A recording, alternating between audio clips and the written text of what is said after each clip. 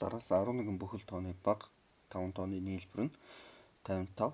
За тэгвэл их 3 тооных нь нийлбэрийг олоо гэж. За тэгэхээр x гэд хамгийн багыг нь бол x гэчээ. Тэгвэл дараагийн тоо бол x дээр нэмэх нь 1 болно гэсэн үг. Дараалсан гэж учраас. За дараагийнх нь x дээр нэмэх нь 2, x дээр нэмэх нь 3, x дээр нэмэх нь 4, x дээр нэмэх нь 5, x дээр нэмэх нь 6, x дээр нэмэх нь 7, за x дээр нэмэх нь 8, за x дээр нэмэх нь 9 10 дахь тоо болно.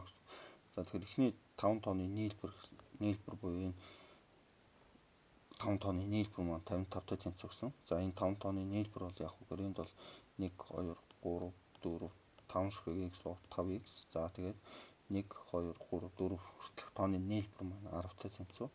X дээр нэмэх нь 10 тэнцүү 55 гэсэн. За эндээс x тэнцүү 9 болно.